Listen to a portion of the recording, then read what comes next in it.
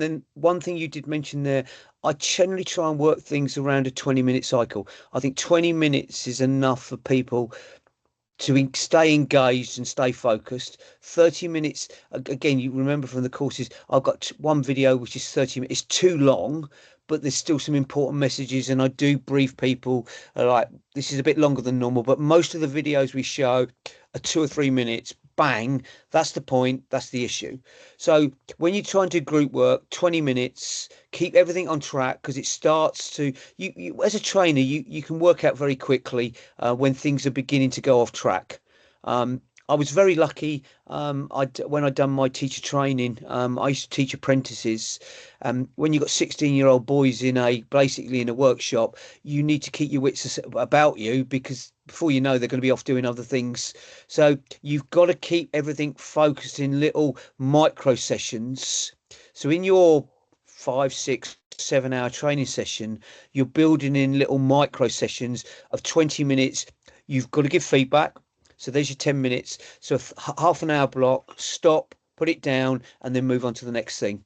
Otherwise, you will start to lose them, even though how interesting it is, fun it is. Roughly, people's time, especially nowadays with this thing, okay, time attention span is reasonably short. And I think about 20 minutes is, and again, one of the best things I've ever learned on teacher training, we had to do 10-minute micro sessions. So you'd stand up in front of your cohorts. And one of the best sessions I ever watched was someone taught me how to juggle in 10 minutes. And it was like bang, bang, Okay. bang, bang. And I learned very quickly, okay, the sessions that droned on and on and on, even though I was interested in what they were talking about, I lost attention.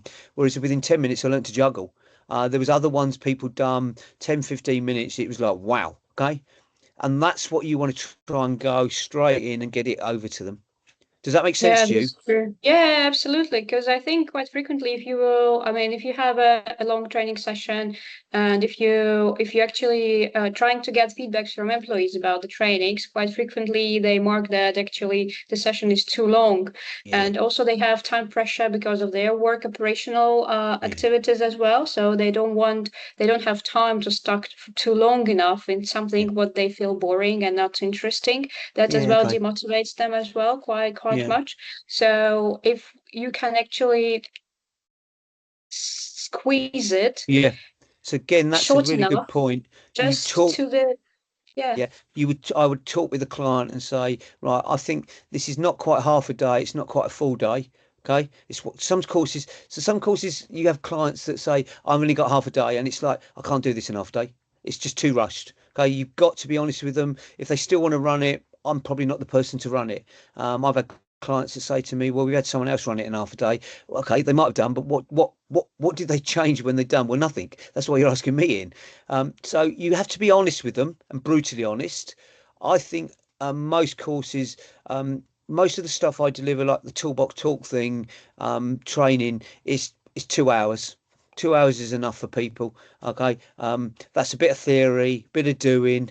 Okay, that's more than enough. And sometimes I might have finished it within an hour and a half. And I don't believe in dragging training out for the sake of dragging training out. You were told you're going to be here for 4 hours. I'm locking you in the classroom for 4 hours. Once they've done, they've done. Okay.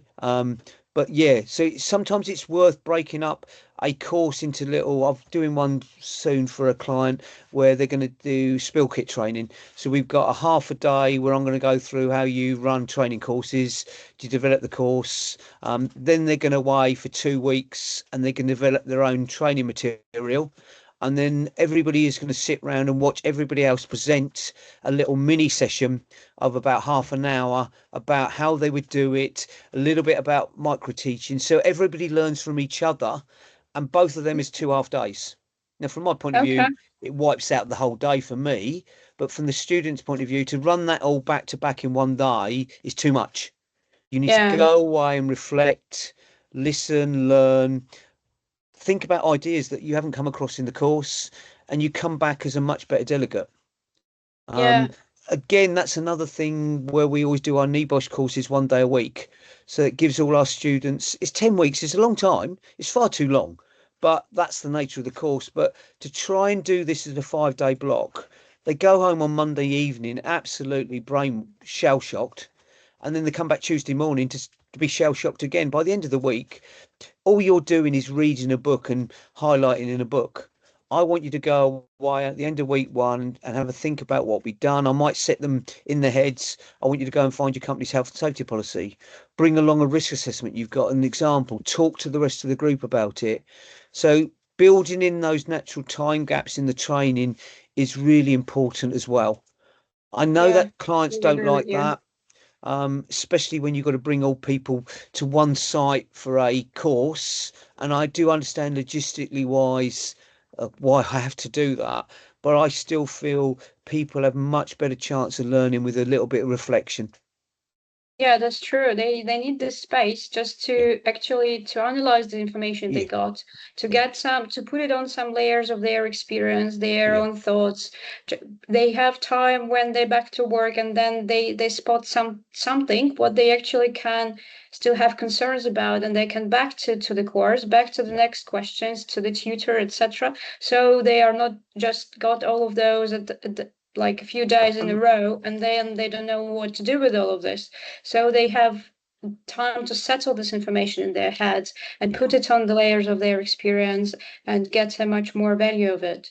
That's And absolutely that's again true. like we was talking about earlier, which is what I'd say to the client. I'm quite happy. Sometimes won't be any extra cost of the course to review what they've done post the course. Sometimes, depending on what it is, I would say to the client, we need to build in half a day for me to review an inspection, and the inspections can be nowadays. Someone can send you a video in of them checking some equipment and stuff like that. So there's different ways of doing it. You've definitely, as a trainer, have got to think about how you're going to evaluate they've effectively learned, because otherwise you're just sheep dipping people, and that's equally as bad as not training them at all, in my opinion. Yeah, Okay. that's true. My next question, you've started to highlight the importance of these things, and also that this kind of things happens about the resistance of people when they coming to the course. They Yeah. just they're thinking that they will be bored, or they are not engaged because they are a different type of a person or a character, and they keep silent, etc. Or they can't stay too long engaged as well. So Yeah. what Go. would be your advice about how to address the resistance or the lack of engagement for, So there's especially for people who think that they know all of it already? yeah, yeah. So that's it. So let's start with that group. The okay, the most dangerous safe phase in safety is we've always done it that way. So someone who's been there at the company a long time, and you're not teaching me anything new, because I've already done this for a long, long time. It's about that. Back to that word empathy is yes, you do know a lot of stuff. Let's bring that out for the benefit of the rest of the group. Make them almost part of the learning for everybody else, but also making sure that when the learning is taken is also positive, but also the right type of learning. So when they're talking about, well, I've never used a test lamp before because I don't trust test lamps. I touch it with the back of my hand to see where it's live. You've got to make the other delegates aware this is not acceptable, but in a way that doesn't demean that other person, because what they was taught is that's how they've learned. That's how they've learned. Okay, they don't know any better. So that's those people. You've got to use them within the training session in a positive way, but also make sure you show them where they can improve. I've had people that on courses that are very experienced and said to me, "Cool, I learned something today," and that's really quite powerful from that point of view. Sometimes it's only a question of it's reiterated what they know, what they already know. So that's that type of people. The people who don't want to be there, they're more difficult. Um, in my life teaching, I've not really had that as a particular problem, mainly because the moment they come through the door, I'm making them part of my family, metaphorically. Does that make sense? Yes. You Yeah, welcome them. Okay, they come in, and you start to shut those barriers down or open those resistance quite quickly. The more you become cold and antagonistic, the more they will go back into that shell. So it's about, you mentioned the word motivation, enthusiasm is another thing to have. Making them aware this will be a different experience to what you've had before. Okay. Whether it's better or worse, it will be different. Okay. So again, utilizing them in a positive way um, is also important, and showing that they have value to the course. So this all comes back to that part. So that's that group. The people who are quiet, they're much easier. So what you've got to do is look at how group dynamics are really important. You again coming back to teaching 16-year-old lads, you always got eyes in the back of your head, your sixth sense with your ears. Okay, you know what's going on, and it's really about trying to partner people up where they can bounce off each other and develop each other's confidence. Okay, so someone who's very overpowering is probably not the right person to put with someone who's more of a shy, retiring person on the course. But again, reinforcing the positivity of when they bring something to the table, um, in a positive manner that they feel, oh yes, okay, I can speak up here. And even if I'm speaking up in the way that's counter to what everyone else is saying, my opinion is valued. So again, that's that listening, that sharing. Okay, that's Yeah. where I would deal with those people. On a long course, I move people around. Some courses I don't because it works quite well as the groups. I think twos and threes are great. This is much harder. I've done one-to-one courses, and that's probably the hardest thing I've ever done, which I thought would be the easiest thing to do, just to sit there and teach someone. What a lovely, easy job that is. You have to work really hard on the one-to-one to really engage and bring their personality out because they just want to sit there and listen to you. You're not here to listen to me. You're here to do things, and the more you learn by doing things, the better. So it's coming back to remember on the course we used to have shopping baskets or a toolbox. You need a toolbox of techniques that you can just dip into and dip out to allow people to become what they want to do on the course. Okay. I don't think I've had anyone who's shut down. I've had a couple who who've left, and they generally left because um, they've had a traumatic experience previously to the course, and a video has triggered off that experience. Okay. And then I've had to sit down with the delegates and tried to bring them back in. I've lost a couple like that, and I've sat down with the. So sometimes you do have to show, and you have to be wary of. We're not showing blood and gore, as you know, but sometimes when people are talking about they've been blinded by something, they've had a relative that's had a similar experience, that brings back all that thing, or they've been in a workplace that has happened. So you have to be sensitive to that, but you've also got to make sure people still learn. Yeah. Yeah, that's true. We're all different. We all have Yeah, different yeah, yeah. experience, and we're all human beings. We have our own background, and it's more psychological thing. So you need Yeah, to be more in depth about this, how people feeling, and see all of those red flags mm, about are they actually taking, are they feeling comfortable, or yeah. how do they react on the Yeah, things. and lots of these are non-verbal signs, so you can spot how people are Yeah, sitting, looking, all of that sort of thing. Again, this becomes more complicated. People touching and fidgeting. So you, as a tutor, you've got to be almost 360 vision, although obviously the board or the screens behind you, um, in tune to that. That's not always easy. Um, yeah, but yeah, that's probably the key skill set. I was lucky. I'd done my teacher, my cert ed, and that helped you with all of that. Obviously, when you do one of the more less formal teacher training things, the 1, the 3, the 4 day things, they will touch on these things. But the more you teach, the more you learn. Okay. And every session I still reflect on every single session I deliver, on the positives and the negatives, what went well, what didn't go so well, why didn't that go so well? Do I change that because it was just that group? Or do I change that because there are other things I can do? And there's nothing wrong with trying something that doesn't work. Obviously, that doesn't benefit those delegates, but you've got to then look at how you retrieve the situation within that. But every day's a school day, as I said to you earlier. Yeah. yeah. And also there is never there's always a space for improvement, right? So we Yeah. always can do the things better, and we Yeah. No. learn Yeah. as well from our delegate something, right? So we learn something new from them, and we develop our own tutor skills as well, Yeah. as a trainers, as well as human beings sometimes, because they learn us to be more empathic or more passionate about Yeah. something. So Be yeah, that's reflective. I true. think that's another key skill to have. Don't be afraid to be self-critical, but without being self-destructive. Yeah. Yeah. Yeah, Sometimes you that's go to a true. session that does bomb. That may not be your fault, but you need to compartmentalize what wasn't your fault, but what you could do to try and retrieve that situation in the future. And again, there's lots of good stuff out there to watch and learn from that point of view. And mentoring is also important as well. Yeah. Yeah, that's true. Most of the training sessions they end with some test or Yeah, yeah. exam or something like that. So, what's your vision? Do you still what kind of options are still on the market? Is it Okay, better still so use the quizzes, the So tests? How, NEBOSH has improved immensely, in my opinion, 10 years too late. So it went away from the formal exam, post the course, where you sat in a proper classroom. COVID blew that model out the water, which was great.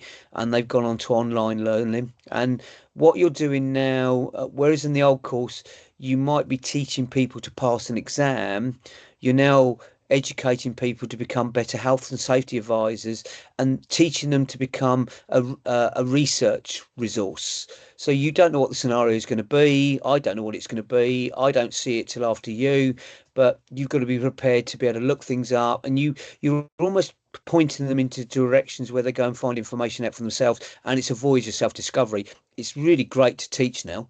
Um, IOSH is still very much that formal assessment. They sit down at the end of the course. Ideally, I would like the assessment to be post the course, but with the client, you can't run 3 days and 1 hour later, a week later to do the assessment. So that's still problematic. So you've got to keep in the back of your mind about what you need to cover very clearly, and you're evaluating them as almost self-evaluating as they go along, that they've understood that or they haven't understood that, and you need to go back. Each day I will always do a recap, and I will try and emphasize the stuff that they need to remember. The books work really nicely, but they can't use the books obviously in a closed book exam. The the informal ones are much easier because I would have discussed with the client about I don't really think it needs an assessment at the end, but I want them to do something or produce something or review something, and the client, lots of my clients, they will review that themselves. So they will do perhaps an updated risk assessment on an activity, or they might update some training material or a procedure. And I leave the client to then go and do that. And I've just given that information. Most clients come back to me and say, cool, we're really pleased with what people have done with post the course. This is, in fact, made it better because it's made it simpler, yeah, rather than made it more complicated. So it's different things for different courses. Um, if it requires an assessment of knowledge, because people still like that formal, right? Okay, we shut your book and trying to remember stuff. Um, Numbers are difficult for people to remember, and in the real world, they would look it up or they would open up their book or follow their procedure, and that's why I've gone away much more from the formal assessments. I much rather it was a teamwork, and I'd much rather it's okay. If you need to look something up, so what? Okay, what's the problem with looking something up? I can't remember everything. Okay, I won't remember everything on that particular day. And if you've got to go and look something up, look it up. What does your procedure say? So they're the way I have to try and build them in. But the formal ones, we still have to follow that model. Okay? Yeah, actually, what you said, it makes sense for me as well, because people, even if they pass the test after the training, it doesn't mean that they will apply all of those knowledge or they will Yeah, remember it in a week or 2 months, yeah, right? yeah. So, how do you think is the best way to track? How then people should track the effectiveness of the training? You said some of So, your clients, so they review the procedures. So some of the clients I work with we would do a post course review that within a week or 2 weeks the delegates have to do something, and then I would say to them, I think you need to also build in a longer term plan that in 3 months you'll be reviewing what you've done. This needs to be continual learning process. If this isn't part of that continual learning, it's a bit like if the checker doesn't know that knows they're not going to be checked, the checker will stop checking. Okay, so Yeah. even if you don't check every single day, but the checker doesn't know which day you're going to check, they will start doing the checking. But the moment they work out that no one is checking what they're doing, the human being has the path of least resistance because they've got loads of other things to do, and I'll ditch that because I'm never going to be checked on it. So it's important about building all of this into your day-to-day processes, your week-to-week processes, your month-to-month processes, and then learning from them. And that's where a lifelong learning is really important for an organization to adapt. Yeah, Unfortunately like for me as a consultant, I have very little involvement in that. But it's nice when you go back to companies and you go, "Ooh, this has changed since I was last here because of what we've done, and or not necessarily what I've done, but what you've done post the course." Yeah, yeah, that's true. And I think for the safety professionals for in-house courses, that's really makes sense to do it as an integrated process. yeah, So it's not yeah, just a one-time spot. You've ticked the box that you have provided the training, they passed the course test, and you not bothered anymore. So you actually have a look on a regular basis how, because the training purpose, as we discussed before, is to change the behavior, to change the yeah, mindset, right, to give people yeah. the new skills which they can apply on a daily basis in what they do and start to do the work in a safe manner. So that's the important thing, not what we delivered or like that we did Agreed it, totally. Yeah, but because it's actually what. unreal. It's in a Yeah. classroom, yeah. So a good example of that would be what I would call point of work risk assessments or dynamic risk assessments. If people are having to fill in checklists before they do a job to make sure they've done that sanity check, the lighting, the weather, all of that's in place, but nobody ever checks those checklists, they'll stop doing them, or they'll do the checklist after they've done the job. So what we would encourage the client to do is when you go and visit the guy as an engineer on site, you want to see that document already completed while they're doing the work. And if they're not completed, there's nothing wrong, they haven't completed it, but you need now to reiterate to that guy, we are checking, this should be done before you doing the task. And we're going to be checking that you're doing this, or sampling them when they come in to make sure they're still being done. So it's all about, it come back to the plan, do, check, act. Everybody does plan, do, check, but very few people do the act part, and the act part is critical. And if people don't realize that they're not going to be checked on the act part, they'll stop doing it. And the only Yeah, time that's you then true. find out when it's wrong is when things go wrong. And then people jump up and down and go pointing fingers. Oh, you didn't do this, you didn't do that. Well, nobody's checked me. Okay. What value is it adding? Yeah. Yeah, that's true. The next one is about the feedbacks. So, do you think feedbacks are valuable? As we said, we're all Okay. supposed to Yeah. learn from each other, right? And we also learn Okay. from our Yeah. trainees, and always there's always space for improvement. So, what do you think about the feedbacks? So Does there's it make two sense types to of get them? feedback. There's obviously the smiley face form that people fill out, and I'm going to be honest. At the end of the course, they're worn out. They know you're doing an assessment, even though you'll mark this impartially anyway. There might be a bit of fear that if I write this was rubbish or I didn't understand anything, you might mark my project down. So that sort of feedback, in my opinion, has limited value. What's much more important is when you go out afterwards, you should almost be coming back to the what I loved about behavioural safety is you want to see people doing the things you wanted them to do, and they understand why they need to do them, how they need to do them, and they're doing them. The way I always was taught this was called a 3 a.m. Sunday morning rule. If I'm watching someone do a job with a checklist, yeah, I will go tick tick tick, and they will do the job according to the checklist. What I want to do is the culture should be is I'm not there with a checklist. They do everything on that checklist at 3 o'clock on a Sunday morning, even though nobody's watching them. And that's a good indication we've got the behavioural culture and the feedback and evaluations right. That's much more powerful that people are doing this because they want to do it and they know to do it and how to do it, rather than I think, rather than filling out an assessment at the end and filling out a smiley face checklist. And again, if I was back in an organization, I would do much more about now that evaluation post the course, 1 month, 3 months, 6 months. So are we getting, okay, an obvious one is PPE compliance. So when people are going out and doing inspections, we've done a training on the importance of wearing safety goggles versus safety glasses. So when we go out there, are they wearing them? Are they the right size, fitted correctly? And all of those sorts of things are really much more powerful than that initial feedback after the course. Yeah, it makes sense because as we discussed before, it's more important what actual people gain from your training, Yeah, how, if they apply it or not, if yeah. they get the knowledge, if it was useful for them and valuable, or there is no changes in their behavior.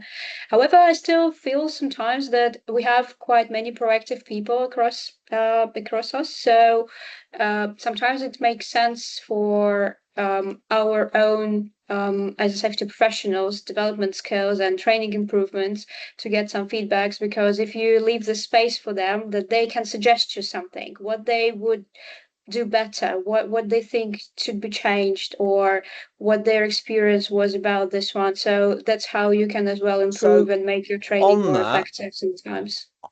I think a better way I've always found doing that is probably those informal chats after the course with the delegates, rather than the piece of paper seems to frighten people to tick in number five or number one or right down the middle, and you get almost bland, nondescript, and not so it's going to be too fast, too slow, too hot, too cold, too much information, too little information is generally what you get back. Chairs too comfortable, not comfortable enough, too all that sort of stuff.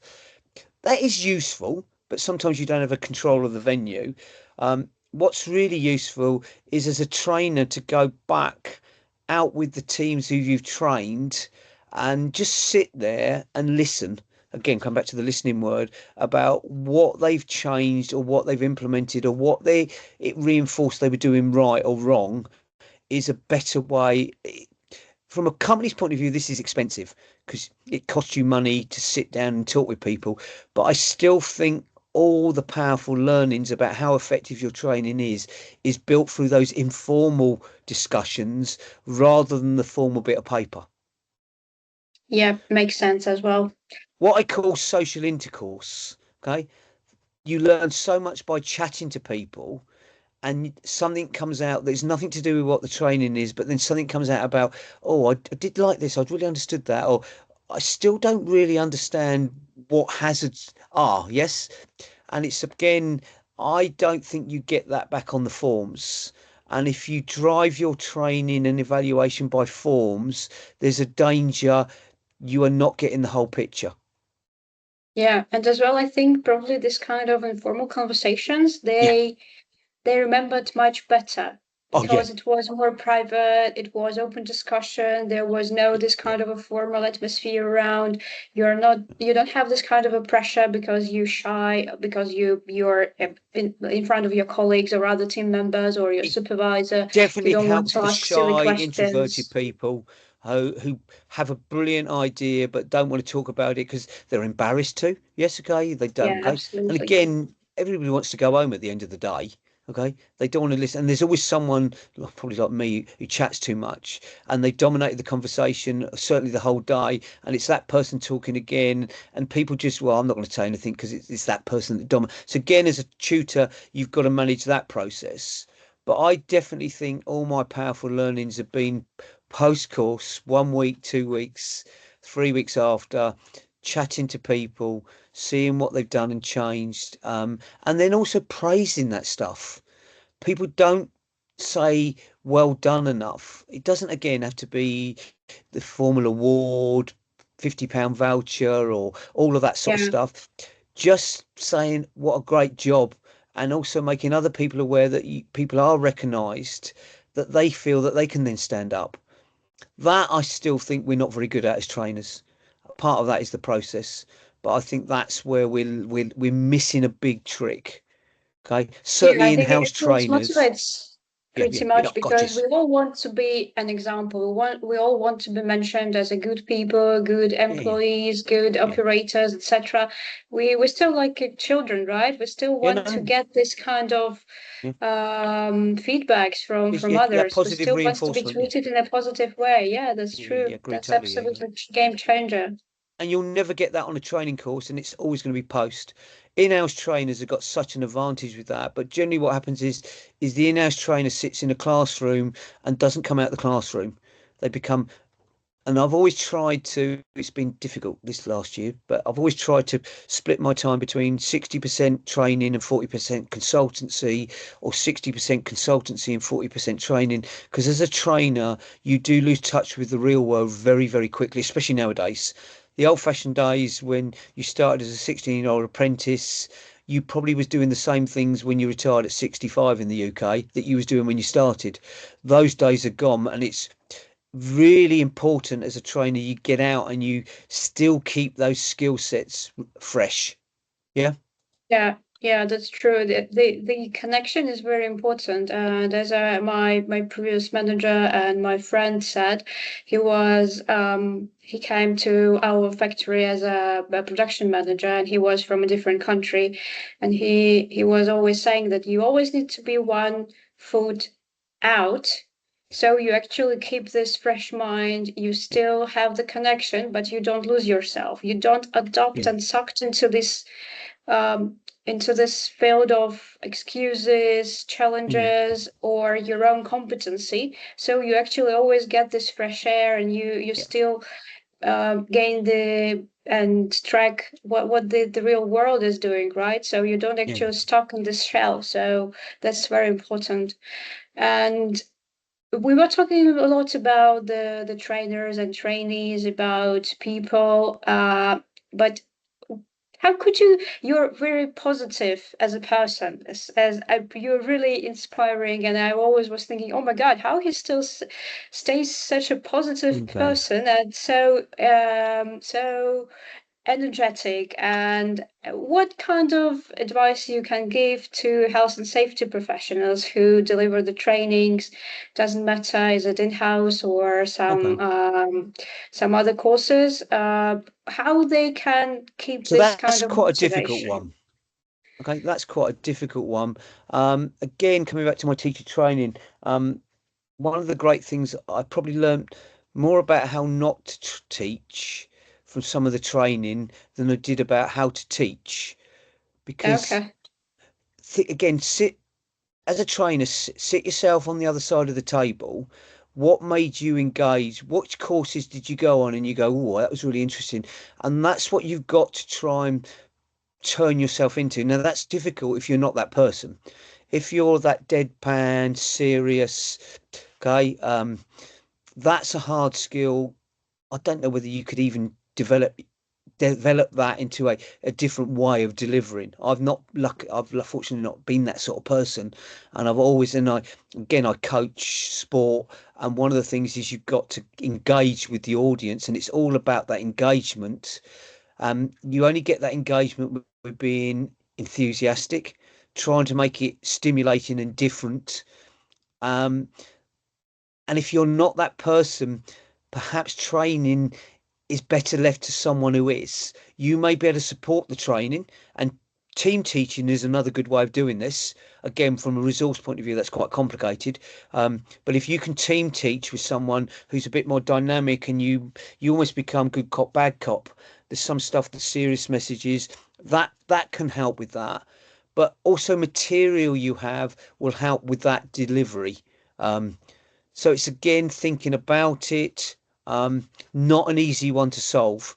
Um, Again, some people, probably the reason I went into teaching is some of the people who taught me at college. It's like, blimey, if you can get away with sitting there and doing that all day, okay, I want to have a bit of that because it seems quite straightforward. And then you get into it and you think, oh, this is not just about sitting there. You need to be thinking about the other people on the other side. This is always about the with for me. What's in it for me? Putting yourself in the other person's seat and thinking about why do they want to listen to me talk? Why are they paying good money to listen to me pontificate about something they don't want to listen about anyway? And it's turning this around and engaging it. That's the only advice I can give. Okay. Um, be Yeah, positive. that Um, in a way, ooh, this is quite interesting. In a way, you're a showman. You're putting on a show. okay. Yeah, okay. Um, and again, if you remember all the good shows you've ever been to, it engaged you. You've got to think about what engaged you about those. The moment the door's shut, that's up to you. You can go back into yourself and what you are. But when you're up there in front for a day, 1 hour and 2 hour. And if you're that not that sort of person, it's probably better to start off with the little micro training sessions and try and hold that together for that 1 hour, 2 hour. And then once they shut the door, you can go, "Oh, okay, now I can be back to me, whatever you are, whatever your personality is." But mini sessions is probably the better way to do that. A long, if you're going to do long days, the 6, 7 hour things, probably worth team teaching is quite a good way. And you also mentor and watch other people. Um, the great thing with teacher training is you sat through other people. And like I said, I learned as much about how not to teach from watching other people teach as I did about how to teach from watching people to teach. And it's about like Yeah, that didn't work. Why didn't that work? Okay. And then right, I'm not going to use that. But sometimes that may work for different groups. Yes. So coming back to that yeah. shopping basket of techniques, But hopefully it that actually answers that makes question. sense what you said about it's easier to say how not to teach, because I think it's very similar to the backward brainstorming idea. When you can't when you're looking for a solution for a problem, you need to have a look at the perspective, Yeah. what actually can lead you to the disaster. So because it looks like we are, as a human beings, we are very really really good about what we don't like. Even Yeah. if we wouldn't know what we like, we're pretty straightforward about what we don't like, what we don't want. So Yeah. even if you can't make a choice, it's much easier sometimes to start with the things which you don't want to be included, what you don't want to feel, what you don't want to be affected to, right? So, and that's how you can as well cut the pieces which you don't need, and that's how you can start with. So, so again on that point, this is where certainly from what you're doing, this is which is probably I'm quite lucky being in the UK, although the culture within the UK is very different. But you might be dealing with similar sorts of personalities, but very different cultures of how they, the master and the servant culture. Yes, where some people all they know is I'll only do what I'm told to do. I won't do anything else other than I'm told to do. And if I'm not told to do it, I'm not doing it. Or if I'm told to do it that way, even though I know it's going to hurt me, I'm going to. So this is also important to try and understand the cultures. And this is, again, one of the best courses I've ever went to on when I went on and done my taproot incident investigation training. It was also about how you, the hindsight bias is you've got to put it to one side because that is now fog clouding your decision making about why they've done this. You've got to ditch that and you've got to put yourself in that person's brain and think about why did they continue doing this, and it was obvious they're going to get crushed, injured, electrocuted, or whatever else to you, but they've carried on doing this. So, what's driven them that way? And this is why this subject as health and safety is so interesting to me and always has been. It's about people, it's not about laws. Okay. This is about effective communication. Yeah. That's Yeah, it in a absolutely. You're nutshell. absolutely right. Yeah, and about the culture, it's very important point actually, because if you work in the international company or you work Yeah. in the environment where you have different groups of people from different countries who actually whose culture as well have, I would say, even an opposite kind of a baseline for the culture, that's very important because you can deliver the message which they won't get, or you will use the baseline which will be unacceptable for them. So Yeah. that's why they will not buy your thought or something. That's very important. And yeah, as you said, it's very. It's always learning. Every day is learning, and there's always something what we can do for others. It's about people, it's about changing mind and behavior, Yeah. and Yeah. that's very interesting And about to see the results after, right? So when you and see that's how where it's you come back changing. to what you said earlier. It's about, okay, is when you see that people don't solve the problems as a trainer. Okay, sometimes you have to. If they're not going to get the answers, then you're going to have to solve the problems.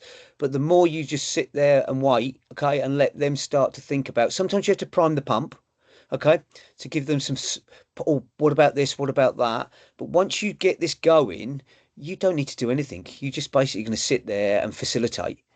And the more you can do that, the more the training sessions that have been the most powerful to me is the ones I've said the least. Okay, the training sessions that have been least successful are the ones I've said the most because I'm doing all the talking. and they're just passive. The more Yeah. they start engage and do that, the better. Yeah. Okay. I really like the idea. I would say not the idea, but the conclusion that actually the training is not about talking, it's about listening. So it's more about not to do, just deliver the information, but actually listen what people are saying. How do they interact with the topic, with their own ideas, with the thoughts? That's a very important thing. And I really like this It's almost the highlight. start It's of the spot on. journey. The journey doesn't end when the classroom door shuts. The journey has just started when you go out, and this is about, you mentioned the word earlier, continual improvement. And if now that's the other key thing, this is more difficult for me and as a trainer to do. If people don't see things improving, okay, within their workplace, within their culture, then they will stop, they will disengage. So this is why you've got to make sure organizations do deliver on the promises they've promised to deliver on. If they don't, then the training is a waste of time, in my Yeah, opinion. that's true. Okay, Yeah. all you're doing is just sheep dipping people because you want a certificate. If things don't get any better, people will stop doing what you want them to do. If people see things improving, whether it's within the welfare, within the training programs, procedures, they will continue engaging. And this becomes a snowball that just carries on rolling without you doing anything. Yeah, Yeah, they're the because we best all need to cultures. see the results. We all Yeah, want to see the value of what we do, with what yeah, we do, what people ask us to do, and we that's how we all as well build this trust and improvement, and that's what actually drive the progress. So if you yeah. don't see the value, well, why you still would be doing this? So Okay, yeah, okay, that's okay. absolutely true. And that's That's why I don't like the plan, do, check, act cycle, because it shows you as a circle. This is this is a process that's moving onwards, onwards, onwards, and it's sometimes like a that process spiral. goes. Yes, but sometimes that spiral goes backwards because the things have gone wrong, but you've recognized Yeah, them early enough to start to kickstart it to go again. Whereas when we show the picture, it's just, oh, you go round and round the hamster wheel. And this isn't about going round and round the hamster wheel. This is about, I started here. So I started work in 1979, and health and safety was a standard. It was still the same legislation in the UK in 1979 to it is in 2025. But my life has gone like that, like that, like that. And sometimes it's jumped quite a bit. Sometimes it's gone backwards. And this is a continuously evolving process. yeah, yeah. I know what you mean.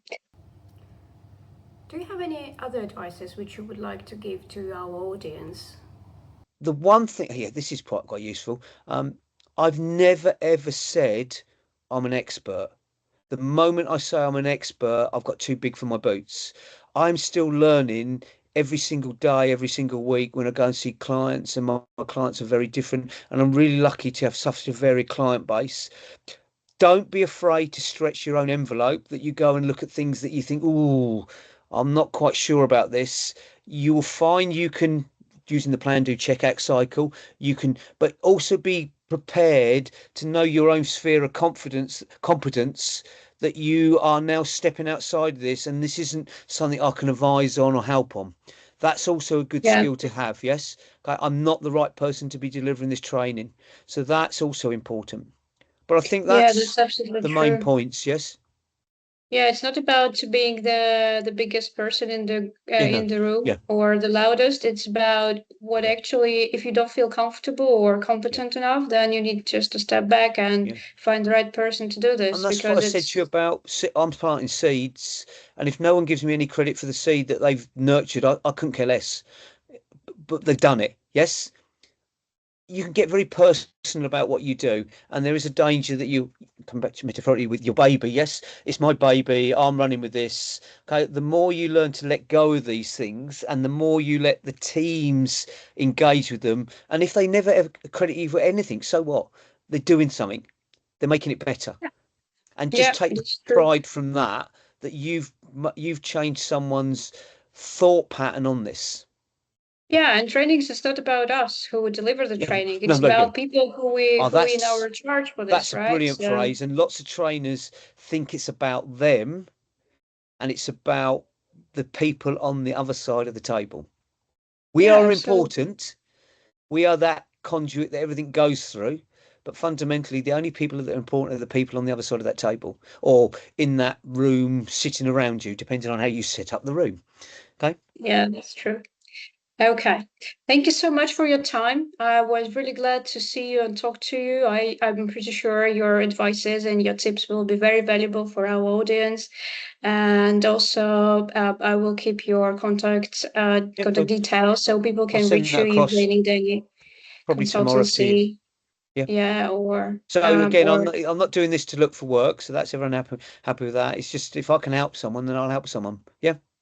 thank you. Thank you so much. Yeah, that's very, very kind of you as well. Thank you so much, Lee, for your time. Thank you for being with us today. I'm absolutely sure that it was a valuable discussion. There were lots of insights. I've learned something new today as well.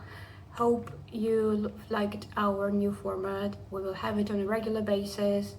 However, I would like to wish you to have a safe day and stay tuned.